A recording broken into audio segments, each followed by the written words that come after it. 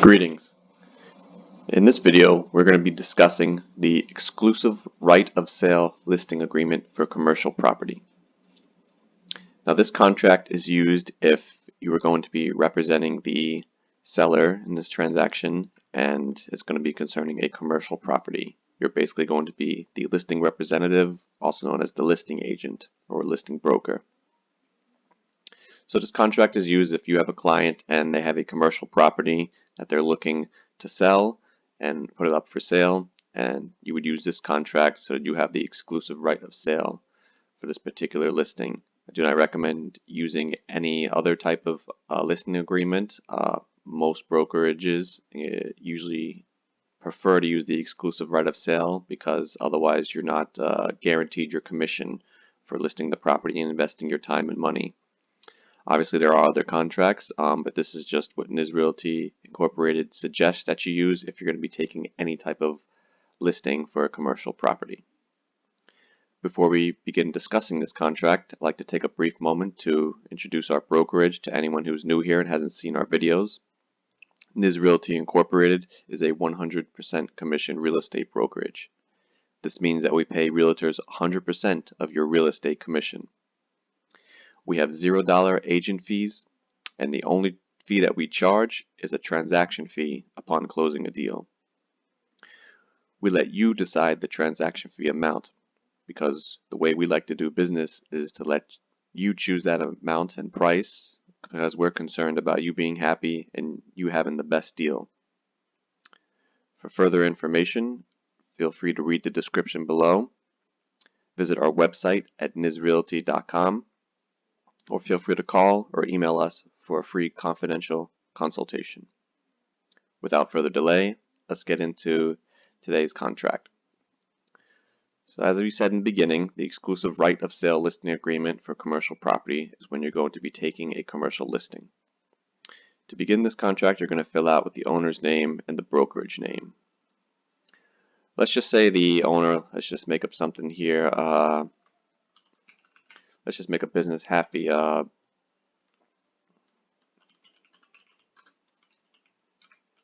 Grocery Store. Let's just say we're dealing with a grocery store that we're going to be selling a commercial listing.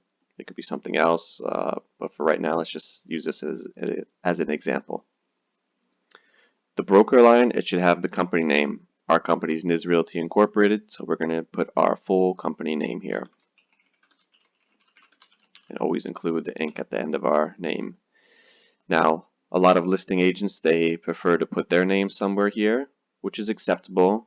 The one thing that is definitely required is our company name, as we've written here. The next thing that you could write is, let's say Adam Doe is the listing agent. You could write something like that, or his listing realtor, or listing associate, something along those lines. You could write that. For right now, let's just leave it as listing agent, and we can move on to the next line. If you'd like to put your name here, this is the way I'd recommend that you do it, just so you can have your name there. You can also say listing representative, but listing agent or listing associate, listing realtor, if you're a realtor, is a good way to go about it. What's most important is you include the brokerage name, the full brokerage name. The next part here is the term of the contract. Most contracts that I recommend you do is a year. If you're going to be doing something shorter than that, that's completely up to you and how you're running your business. For this video and example, let's say we're going to be doing this for a year. Let's say that this contract is going to begin on the, let's say it begins on the 2nd of November.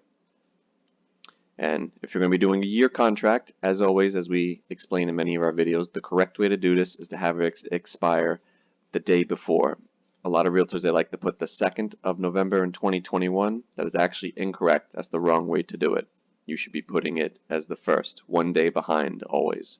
So we'll go to 2021. And we'll put the 1st. That's when this contract expires if it's a one-year contract, on the 1st at midnight in 2021. Same if you have another date. Let's say it began on the 10th. It's going to expire on the 9th of 2021. You always go one day backwards because it expires at midnight. That is the correct way to do it, and any other way is the incorrect way. So make sure you do it like this to make sure you're filling out the contract properly. Always go 1 day behind for your listing. The next part, that's the description of the real property. You put the street address here. Make sure you put the full address, as I've explained in many videos and will always explain. A lot of realtors or individuals forget to put the full property address. They leave out the city, they leave out the zip code. That is completely unacceptable. Fill out the complete full address so that there's no discrepancies and no issues. So let's say it's on Happy Street. And we have city, state, zip code, full address. Nothing any less, nothing any more. This is the way it's acceptable. The legal description, you'll have to find that in the public records and so forth. Feel free to contact me if you're not sure on the legal description. Usually it's something quite long. Sometimes it's short depending on the address, but you'll have to go into the public records and pull up the legal description. Each county has separate public records to pull that information from. Right now it's just put the actual address there to just have a placeholder, but if you need assistance acquiring this information, just let me know. I'll assist you with finding that legal description. But you do put the full legal description here as you see it in the public records. Next part is describing the personal property, including machinery, inventory, supplies, and equipment. Anything that's included in the sale. You're going to fill out here any type of, as it basically says there, if you're selling, let's say this is a grocery store that we're selling, if there's cash registers, certain counters, or maybe there's some type of machinery that's included, some type of inventory, maybe it's being sold with all the inventory, such as the groceries and supplies. Maybe there's certain types of equipment that's being sold. Perhaps there's a deli there, and there's some type of different types of deli equipment, and so forth that's being sold, knives, whatever the case may be. You would include it all here. If you can't fit it all here, you might have to, create a separate inventory. For right now, we'll just write that like there's a separate inventory. That's a huge list full of different grocery items that we had to make an inventory for.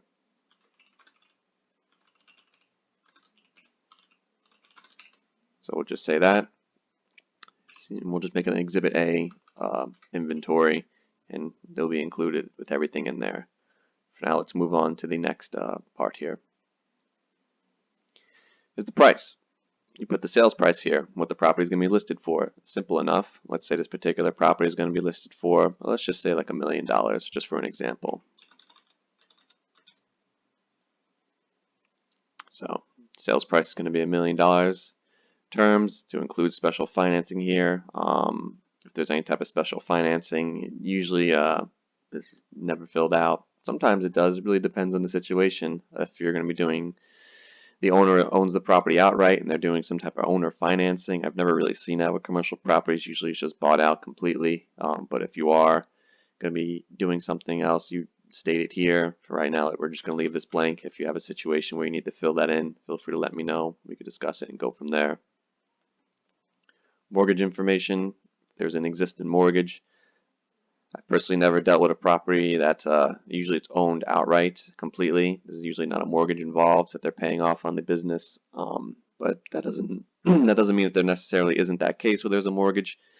Contact me if you need to fill this out. For right now, we're going to leave it blank, but if there is a situation where you have to fill out the mortgage information here, you'd fill it out here with in accordance with what's going on with the owner's mortgage and what's, to fill out these blanks. But for right now, we're going to skip over it.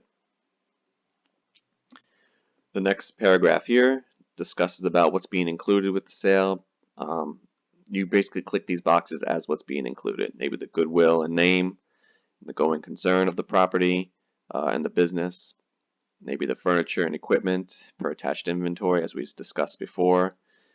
The advertising, contract rights, perhaps there's, if there's different, if it's a whole building and there's multiple office spaces being leased, let's say, you click this.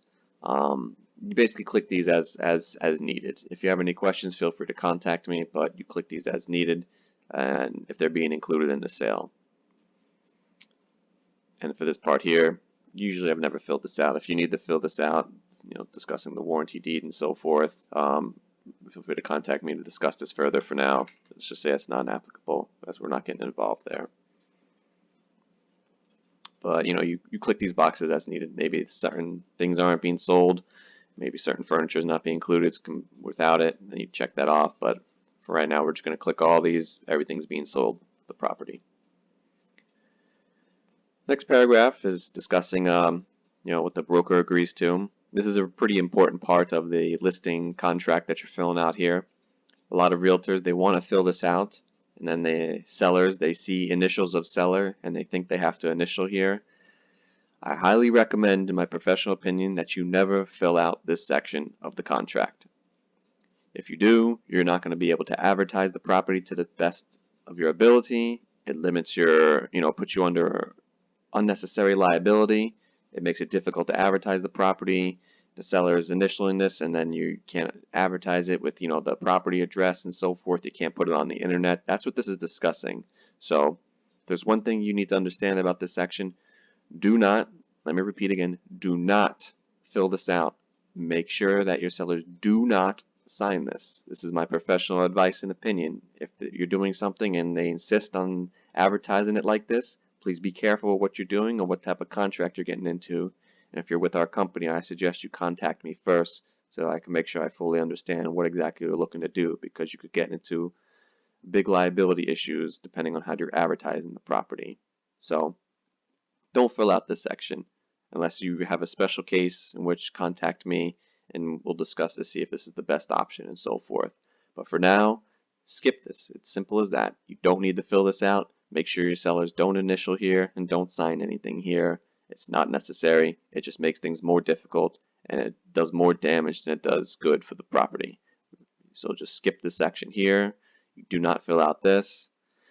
This part here, you usually want to click this box. This is the only part that you would pretty much fill out, is to utilize the owner's name. A lot of times the owner of the property and the business is public information, and you want to have this usually clicked just so that you're not liable in case it does get connected, because it's very easy for another professional to find out this information and use it from there, and you don't want to be liable if the owner gets into some type of conflict. How did they find out my name and information? Most of the time they shouldn't really care about that type of thing, because they should know that it's public information. If they're running a legitimate business, it's public records of who owns the business, who's the president, and so forth.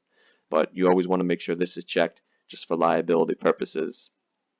If you're going to click the other box and the owner insists on that, contact me first, because it becomes a questionable situation, and I don't want you to end up in a situation where you're liable for something, and we just want to make sure that everything is safe and there's no problems. So for this paragraph, once again, don't fill out anything except for this box here. Just look at this video and fill it out just how you see it right here. This is how it should be. And if you're going to do it any other way, contact me first if you're a part of the company, so I can make sure that you're not getting into a situation that could be a problem or open up liability issues. Fill it out exactly how you see it like this. That's enough talking about this particular paragraph. I know I've kind of ranted on a little bit about it, but it's very important. Let's move on. The next paragraph, owner agrees. This is discussing compensation and commissions. Another important paragraph. This particular paragraph is talking about what our company would pay to, or whoever the listing broker is, would pay to the other cooperating brokers. Let's say, you're the listing agent, you've listed the property, and another realtor finds your listing, they have a buyer, they get involved. Typically, you're going to be splitting your commission with that realtor for bringing that buyer. So that's what this paragraph discusses, that you need permission from the owner to split your commission. So you click this box here and to offer whatever it is. Let's just say that the entire commission is going to be 6%, so you're going to be offering half of that, 3% of the purchase price, or if you're going to be offering a flat fee amount, you put it here. Let's just say it's 3% of the purchase price going to a buyer's agent. And you could click this next box here. If they have a no brokerage relationship, 3%. Also, you click this next box here. If they're a transaction broker, offer them 3%. Fill it out just like this. You want to make sure all these boxes are clicked and you've marked the same amount of commission that you're splitting, because it's really not for you to in my professional opinion, You shouldn't really worry too much about what the brokerage relationship is that the other realtor has with their buyer, whether it's a no broker relationship, they're a transaction broker, they're a single agent of that buyer. It doesn't really affect you too much because you're representing your client. If they find a buyer, the buyer is ready to go, they have the funds, and they're ready to close a deal, and they end up closing a deal, you want to give them what they're due and so forth. If you're going to change these amounts, technically you can. I don't really recommend it. If you're going to change these amounts, depending on the type of relationship they have, contact me first so we could discuss that. In most situations, just offer the amount that you're offering everybody. So let's say in this case, the full amount is 6%. If someone gets involved, you split it in half, give them 3%, and click all three of these boxes and fill out all three of these sections here to give them half the amount, whether it is 3%, 2.5%, whatever you're offering. Put it here and keep it the same. Just look at this video and follow it exactly how you see it, and you'll be fine. If you have any questions, contact me. For now, let's move on. Termination. This is basically saying if the property is it's just a how do I explain it? It's a safety date pretty much if the contract is terminated, but let's say you found a buyer or someone brought a buyer got involved and then the contract was terminated, there's a protection period that if that buyer actually ends up purchasing the property within, let's say, I like to put 90 days. So if in like 45 days that buyer actually comes back and purchases that property, you initially were the listing representative when that buyer initially came 45 days ago. So you're protected under that 90-day period to be due your compensation. I like to put this protection period just in case and to not leave it blank. Most of the time I've never seen a situation where the contract's terminated and then a buyer gets involved later and then you have to exercise this right. But it's just not good to leave it blank. You should always fill it in with something. I usually put 60 to 90 days just to be safe. For now, let's move on. You put whatever you'd like here. Those are just my opinions on the amount of days to put. So this next part here is talking about compensation. This is the full commission amount that you're going to be charging the owner to list the property. Let's say, like we said before, it's 6%, and we're splitting that in half and giving 3% to anyone who gets involved, another realtor. So in this particular paragraph, you'll say of the sales price, or the sales price plus a certain amount, maybe you're going to charge some type of transaction fee. You just fill it out here in accordance. So basically, let's say here it's going to be of the gross sales price. Let's say we're charging a transaction fee. There's going to be a 6% the gross sales price plus, let's say we're charging a transaction fee of $500, or this amount including fees, broker may be proceeding, cooperating brokers. So that's how you'd fill out this amount here. If owner transfers the property, you could fill out this here, that they'll pay you this amount and so forth. Most of the time you don't need to fill this out. You could just fill out the amount here, the 6% plus the transaction fee or some other type of fee. Really, this is good enough here. This covers the 6% that you're due.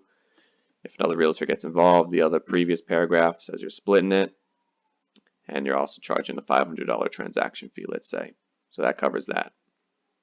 If you need to fill out any of these other amounts here, such as the lease amounts, usually there's a separate lease contract if you're doing leases, but contact me if you need to fill this out. Most of the time you could just leave it blank and not get into that because you already have the amount that you're asking for up here. The next part here is discussing deposits. This is if a buyer makes an escrow deposit and then things don't go through and the buyer has to they default on the contract. The deposit gets maybe split or seized by the owner completely. This just writes here that you're due a portion of that deposit that gets basically taken and so forth. So a lot of times I like to have half of the deposit, as it says here, 50% if left blank. So let's say somebody put down a $50,000 escrow deposit, they default on the contract, and maybe the $50,000 is due to the owner for damages for taking the property off of the market and the buyer defaulting. Then you're due half of that amount. So that'd be $25,000 for you to receive. If the owner wants to change that amount, then they don't want to give up half.